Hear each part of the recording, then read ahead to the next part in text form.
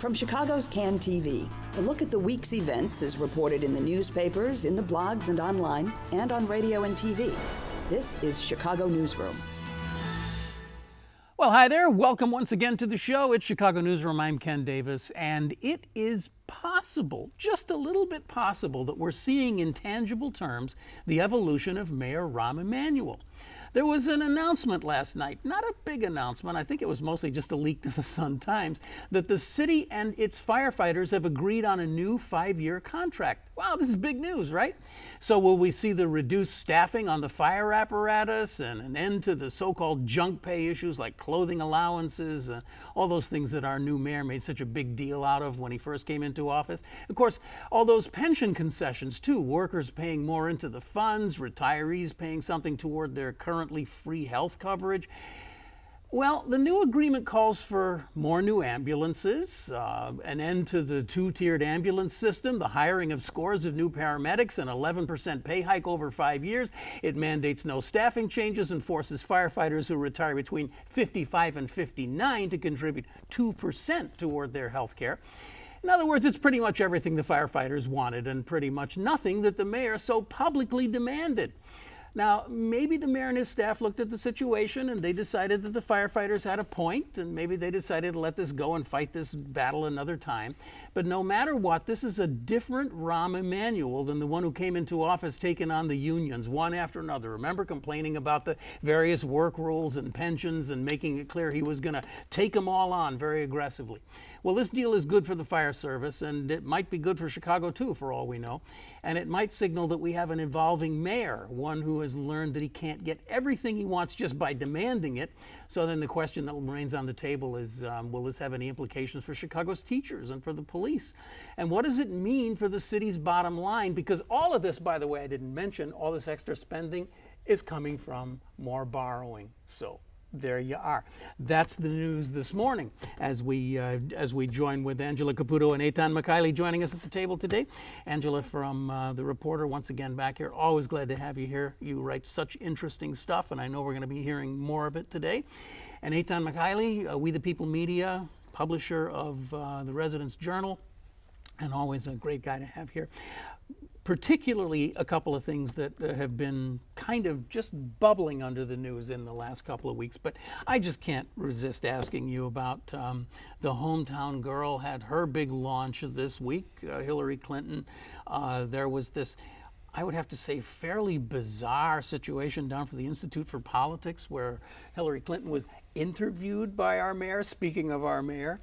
And, Carol Felsenthal and a few others observed that it's kind of weird because they were kind of a don't invite them item, but now here he is talking about how great Hillary Clinton's going to be when she's president and all that. So the conventional wisdom is she didn't do a very good job on the book interview the first 2 weeks. She made some big mistakes, so her presidential hopes are over. She's not a good politician. She won't run for president. And you say, sir?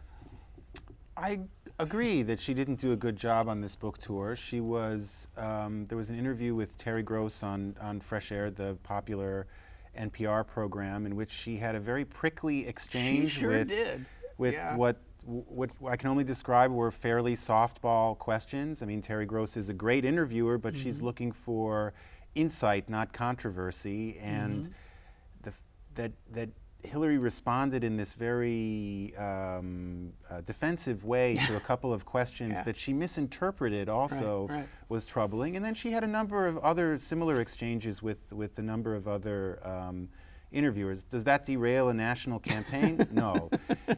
It also doesn't. What national campaign? She hasn't even announced one. Don't put your horse before the cart again. I'm sorry for doing that, and for assuming that everything that looks like a presidential campaign is in fact a presidential campaign. But it doesn't derail her campaign, and nor does it create a viable candidate for the other political party, which doesn't seem to have anything like even a candidate that anybody could vote for, let alone a viable competitor to Hillary. So I think she's still in good shape for the moment. So you think the campaign's still alive? The unannounced campaign, the unbirthed campaign? Well, let's look at who would be the next tier of Democrats, right? I agree. I think that's, well, go ahead. Yeah, I think it's too soon to count Hillary out, and I think that nationally she has a lot of crossover appeal that she didn't have before, and I think that we haven't really seen how she could capitalize on that in a campaign. Well, I was listening to some of the besotted commenters on MSNBC yesterday, but they made a couple of very good points, and one of them is that you can't put a dollar value on what she's going to inherit in the way of campaign infrastructure from Barack Obama. I mean, it's one of the best campaign infrastructures ever devised, and if they just give that all to her, which they probably will, she starts out, even if she was a bad campaigner, she starts out with a lot of things, a lot of assets. But anyway, it was just kind of interesting to see our mayor getting all excited about her. So. Well, and I think the reason that he's excited is if she were to decide that she didn't want to run, he would be very close to the top of the group that would want to take her place. So do you really think that the Democratic structure of the party would get enthusiastic about a Rahm Emanuel presidency? Rahm Emanuel is... That's not a sarcastic question. No, I really can't figure it out. Rahm Emanuel remains the Democratic Party's most formidable fundraiser, which in a political era in which money dominates makes him a singularly important figure. Right. I think that's why Hillary agreed to let him do the interview. I'm sure that there's no affection between the two of them, but you simply cannot ignore someone who can raise that kind of money in this environment. Yeah. And of course, he has this amazing public persona as this can-do mayor.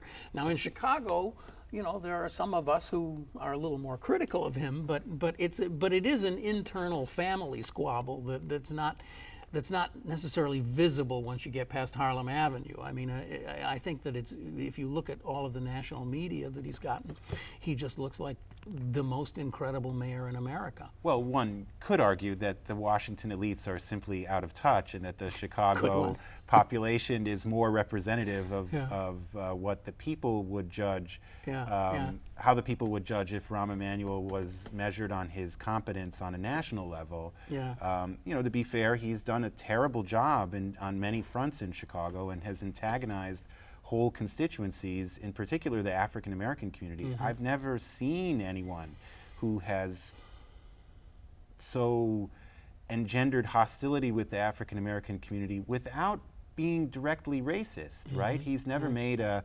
racist comment or anything that can be pinned on him that would mark him as someone who is viscerally unfriendly to the African American community. It's really a matter of his policies. Yeah. And it's a very good point, and ties to something that we were talking about the other day, because remember a couple of weeks ago there was this little boomlet to recognize Jane Byrne, which I think is a good impulse, and let's go ahead and do that. But I was mentioning that I would think that if I were Rahm Emanuel, I'd be going back and reading the books on Jane Byrne and learning a few things from Jane Byrne, because there are, for all the dissimilarities, some amazing similarities, one of which is that Jane Byrne herself, not a racist person, not having done anything or said anything that was overtly racist, antagonized the entire black community of Chicago just by taking a couple of black people off the board, which was just such a tone-deaf and ridiculous thing to do. And she never recovered from that. And it's easy not to recover from those kinds of political missteps. So, all right. So we have Mayor Emanuel. We have the poorer communities in Chicago, and this ties in exactly to what you just wrote about in the Reporter. The city of Chicago has collected a bunch of money from the feds, I presume, for the purpose of rehabilitating abandoned housing units and trying to get them back online. All a good, worthy cause that I think we could all support. And it kind of didn't work out all that well, did it? Yeah, well, the federal government sent in 3 waves neighborhood stabilization money to the city of Chicago. We got $169 million. $140 million of it went to rehabbing properties that became abandoned because of foreclosure. And just to put it in context, in our latest piece that you can read at chicagoreporter.com, It was about vacant properties. And, you know, this is an issue where I think that a lot of people have foreclosure fatigue. They don't want to talk about foreclosure anymore. We heard so much about it, and we're just exhausted by it. But in communities around Chicago, there are so many vacant properties that sit today, 18,000 of them, that are either became bank owned, went to auction, nobody bought them, you know, out of foreclosure, or they were foreclosed on and the owner, the bank, just walked away from it. And so, I mean, that's really destabilized our housing market in huge swaths of Chicago, because if I'm somebody who lives next door, my property is now not worth anything because everything is based on comps, right? And when you have all of these 18,000 vacant properties around that aren't worth anything, your property is now worth nothing. So the federal government was, you know, a response to all of this and, you know, to predatory lending, and it was a way to kind of help right a wrong. It was never enough to really fix the problem, but the city didn't really know what to do with the money when they first got it. There was the debate: should we focus it on these areas that there's already some investment coming in, so we can throw money at an area that's already, you know, sort of struggling but could be booming, or do we put it in areas where there's no private investment or very little private investment, you know, where houses are going for the price of a used Honda, and rehab them and you know, bring them back to life, and, you know, one at a time bring a block back to life. And they did a little bit of both, you know, through the 3 waves. But what we found, decided to try to do a little of both. Well, at first, you know, they went with the areas where they could create the synergy, and then they thought, oh, well, maybe we should do something with these big apartment buildings that are, you know, really like breeding crime and a lot of problems. And so politically, they had to satisfy everyone, right? Spread the money around. But what I found was that, you know, there are 2 pieces to this. The first one is that there was very little oversight, and there were some rehabs that were done that, you know, just raise a lot of red flags about how the money was spent. There were single family and 2-flat buildings that cost like $500,000 and $600,000 to rehab, and I'm talking about dozens of them. And sold for much less, as I recall. And sold for much less, yeah. So basically, the city starts handing out this money, and, you know, they pick these properties, and, you know, in Logan Square, in Avondale, in communities in Hermosa, communities that are already, you know, doing pretty well. And the rationale was that, oh, well, we had to spend a lot of money because we have to make these properties comparable to properties around them, and that requires luxury finishes. And so that brings us back to this second piece about who do we give money to. If a community mandates granite countertops and stainless steel appliances, is this the kind of area that is so hard hit that we should be putting money there? And so I found that there were like 4 very hard-hit, poor communities that got less than like 3 dozen single homes. Yeah. Well, I think, in fact, you say it there's the one that your poster child is the one over on Kimball, 4400 North Kimball. Yep.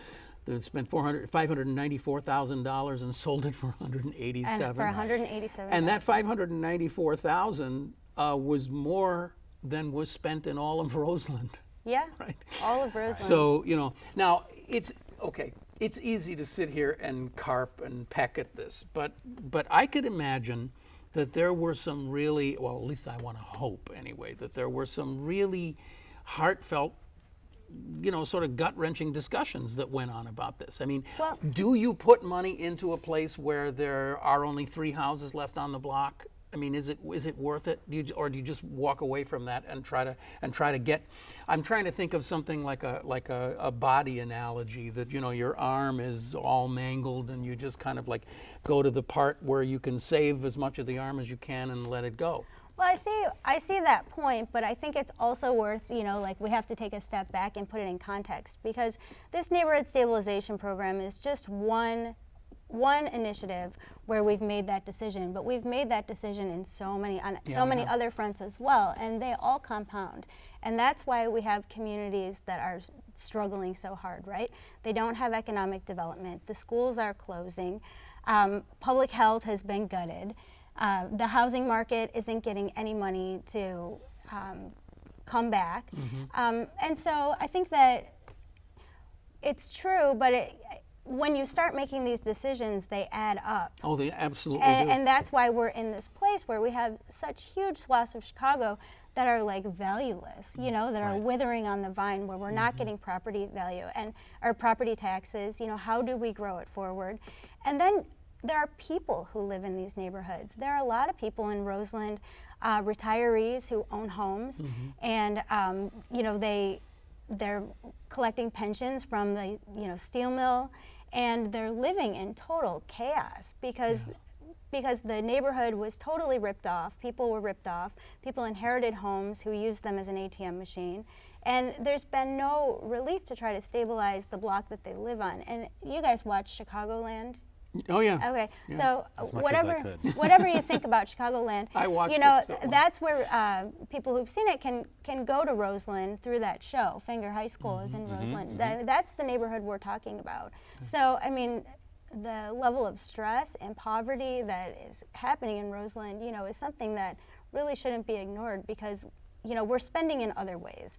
The question is, how are we going to spend a dollar? Are we going to spend it on increased policing? Are we going to spend it on, rehabbing homes and getting families in there that are stable? It's Roseland. It's even neighborhoods like Bronzeville, which are relatively close to downtown Chicago, as Angela said really well. You have to make a holistic type of investment. You have to talk about the schools. You have to talk about policing, and you have to talk about housing. I remember Mayor Emanuel, during the campaign for his election, stood in a spot in Bronzeville, and that is a neighborhood that has a glut of abandoned properties and just vacant land, and said the challenge is going to be to bring back these neighborhoods. Well, those neighborhoods are not yet back, and work needs to be done to bring them back. Public investment is a key driver of that, because there really will not be anything before public investment. You can't expect private individuals to buy a home thinking that the city is going to make it a safe community with good schools. It goes the other way around. So I think that it is a fair criticism to look at the mayoral administration and say this program needs to be coordinated with other efforts and needs to be turned into a comprehensive and well thought through effort to bring back neighborhoods. Well, I mean, you said 160 million, right? That's how much the city got. 170 almost. 18,000. There's a law that you can't do math on the air live, because it's embarrassing. So I won't even try. But that's quite a bit per unit if it were just split out that way.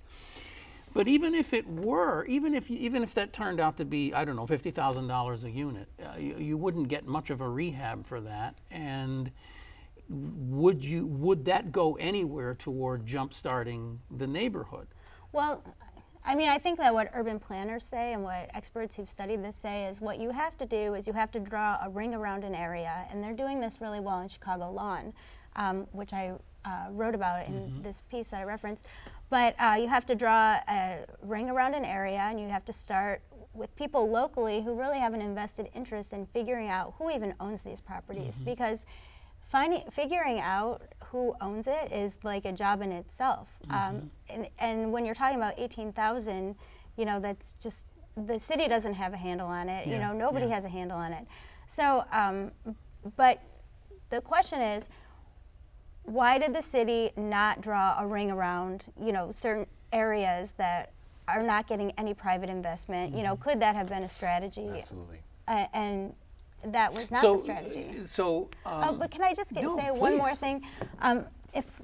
If I remember correctly, I think it was 2,800 housing units that were supposed to be rehabbed through this program under the grant proposals, and like 800 and something were done. Yeah. So, I mean, the city fell because there was so much overspending on some projects.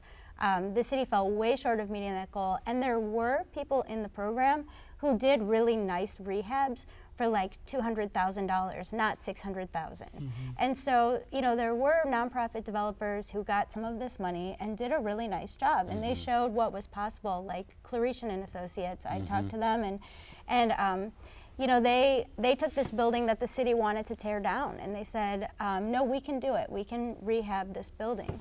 And they fought for the building, and It was a building that the city said was unsavable, and I think they ended up spending like around $200,000 per unit, which is still overpriced for South Chicago, you know, for a unit, but a lot less expensive than, you know, other parts of the city where they're spending like $400,000 or $500,000 and $600,000. This is not the only pot of money that the city has available, of course. The CHA is sitting on several $100 million. So right? I read, yeah. And yeah. Please go ahead. And you know, there are other sources of money that can be leveraged. There are also ways to use city resources to make sure that you're doing things holistically. When you close 50 schools in a blunderbuss way, you're obviously not thinking about the holistic impact on each of the neighborhoods or a way to kind of bring these neighborhoods back. And that's something that people have raised consistently with this mayor, not to harp on him, but just to make the point that people kind of talk about him as a attention deficit disorder mayor, and that he'll pay attention to one issue and then move on and have forgotten about the previous issue. And I think unlike the previous mayor and other mayors, he doesn't comfortably delegate decisions to local community groups or even groups that he charters, right? That's the example with the Barack Obama High School, which he announced was going to be placed in a park when his own commission had been working to restore that park. And they were greatly surprised by this announcement and you know, and pushed back. So when you're in that kind of a situation, it raises concerns that we don't have someone who is looking at the city in a coordinated fashion, or an administration, let's say, that's looking at certain neighborhoods in a coordinated way that could actually bring them back. You know, just because we are always watching the clock, I want to bring up a related issue, which is this. You say the CHA is sitting on all of this money. They're also sitting on a huge number of vacant units in these low-rise. We're talking about Lathrop Homes up on the north side and Outfield Gardens on the south, and there are others, where the policies have just been so messed up over the last few years because the administrations keep changing and you just don't know what the policies are. But they've ended up essentially emptying out these developments, which are, you know, solid places that could become, and once were, pretty solid communities. Why are we just sitting on all of it, particularly at Lathrop, and we're just sitting on this empty property that is like it's fabulous piece of land right on the river. It could become, and once was, a phenomenal subsidized housing development. What is going on? Well, public housing still has a radioactive reputation with a lot of folks. Yes, it does. Even though what it really is housing for low-income people. And there's plenty of housing for low-income people in other forms than the traditional public housing model that works just fine. There are even public housing developments in the city of Chicago, as well as many other places, that work out just fine. The reason that they can't bring folks back to Lathrop is because of, in my opinion, because of the political liability of doing so, of refilling it as a 100% public housing community.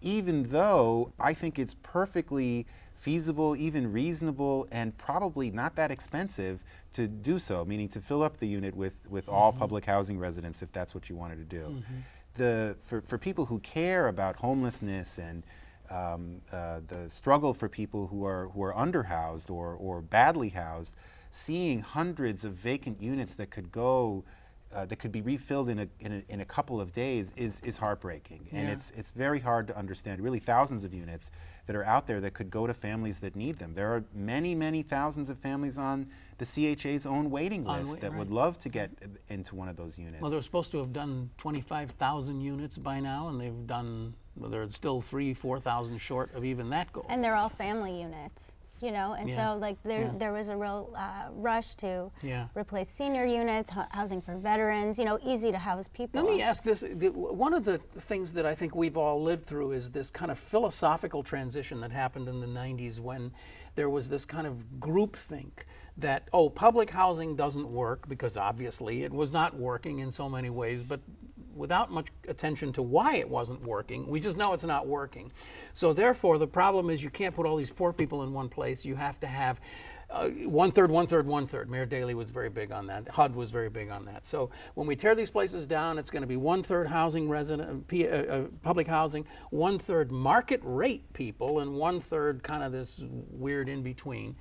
And you know, it's worked with some mixed successes, but I have always kind of wondered whether that wasn't just a really crazy idea, because you're trying to do social engineering that may not be necessary. It is ironic that after decades of blaming CHA for doing poor social engineering by building developments that mishoused people, that the response then was to do another kind of social engineering.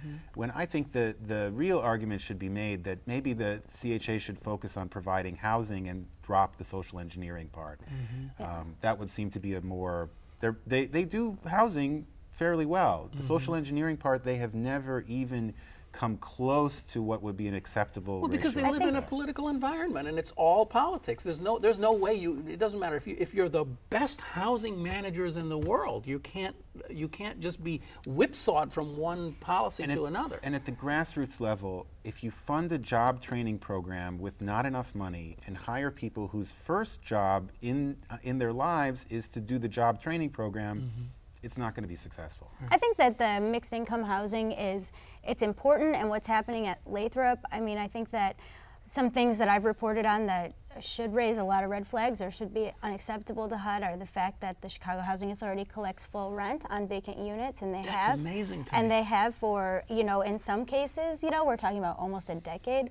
But most people, the reason I think it's a diversion is because most people are not living in public housing or mixed income. We have maybe a little more than 2,500 units that have been rehabbed, and most people are living on a voucher in a neighborhood. And I got a call from a woman last week or 2 weeks ago. She said, take a ride out, I want to show you where I'm living, and she's living in North Lawndale.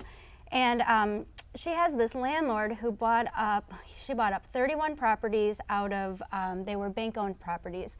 The one that this woman's living in was $27,500. It is a slum. She is surrounded by vacant properties all around. She has a huge rat problem. She found a rat on her 10-year-old's bed recently, a rat eating a loaf of bread on the kitchen counter. The Chicago Housing, and her electricity is rigged on a generator in the basement. She doesn't have smoke detectors or carbon monoxide. She's living in a total slum. The CHA is paying $1,000 a month for her rent and the woman downstairs. So this woman who bought the property and put minimal effort into rehabbing it is collecting $2,000 a month on a building that she paid $27,000 for. So it's paid off in a year. Angie, I'm really sorry to do this to you. We've just run up against the wall. We've run out of time. And we're just getting started on this conversation because of the bigger implications of it all. Maybe we can do it again. I'd love to just carry this on. This is really fascinating to me, and it's just an amazing thing of public policy, and we got to talk about it some more. Ethan Michaeli, We the People Media, Angela Caputo from the Chicago Reporter. I'm so glad you were both here today, and I'm sorry to just cut this off in the middle like this. No, thanks. You have been watching Chicago Newsroom. You already knew that, though. It's a community service of CAN TV, and you can watch us anytime you want right here by going to this very address, and I hope you'll do that. We will be back next week. We'll have another program for you, so check us out on iTunes and all that good stuff. See you next week. I'm Ken Davis. Thanks for watching. Bye.